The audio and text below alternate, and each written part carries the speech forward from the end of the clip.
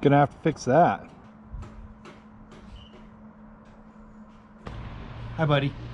How's it going, everyone? I'm the Dirt Cop. If you don't know me, I ride my dual sport around North Idaho, and I try to fix it up as much as I can whenever I can. So as you saw in my last little ride, it looks like one of my blinkers is out. We're gonna go ahead and start fixing it. I'm sure most of you know this, but if you don't, the easiest way to see if your blinker's working, that's the proper speed.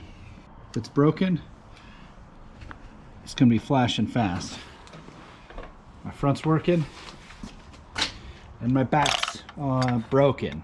I'm not sure how I did that. Gosh dang it again. All right, this front's working. The back's working. It's flashing at a normal speed. And this one is flashing fast. And this one's not flashing at all. It is broken. It's actually going to be a pretty simple fix. I'm going to be using a weirdly sized 17mm wrench to get it off, and we're gonna get going.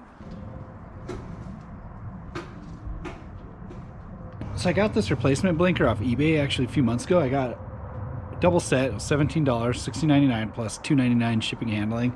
It is, you know, it's generic, it's not OEM, but I figured it'd work for now. Probably gonna replace the whole thing with something smaller, maybe some LEDs, and that'll be a whole different video. But for now, we're just gonna replace it with this. First thing we gotta do is pull this cover off, and it'll expose this nut right here. That's where we're gonna need our 17mm wrench.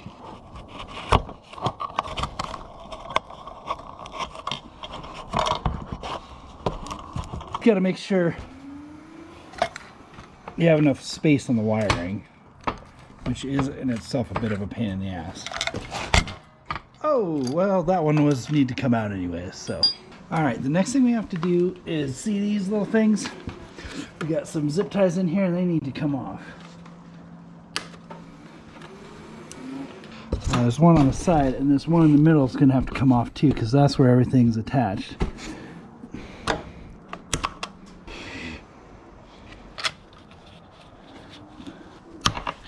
All right, now that they're all off, you can slide this down and see where it's plugged in. All right, got those out. So first thing we're gonna do is, it came with its own its own nut. Just gonna take that, unscrew it so that we can and take it off, and then we're gonna slip it right in here.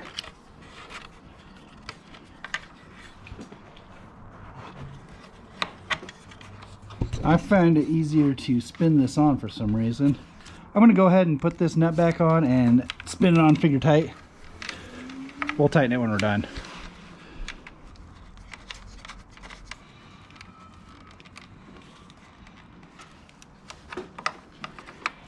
I'm just gonna get this a little bit tighter. And since this is all unhooked, I can actually use the close-in bit, and that'll work a lot better.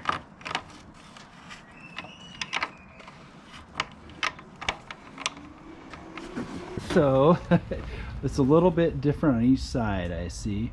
I thought it'd be pretty similar, but you know what? I'm just gonna keep them like this. Who cares? All right, next thing we're gonna do, put this rubber back on, just to prevent any water from getting in. Then we're gonna put this tube back on. That's gonna protect everything. You can get it on there after. See, oh, I'm so close. And it's not going a million miles an hour. Front's working. And the back's working. So overall, I would say that was a success. You know, wish it was the same size as the original, and I wish they both worked, but you know, I paid very little for it compared to an OEM part, and I'm happy with the price point. So I've got the one that wasn't working again. I don't have a spare anymore, but so anyways, thanks for staying with us. I hope this was helpful. If you found it helpful, if you found any of my other videos helpful, please like and subscribe, and leave a comment if you think I did something wrong, or leave a comment if you have some tips and pointers on changing these out, and I appreciate everybody. So thanks a lot. Have a good one.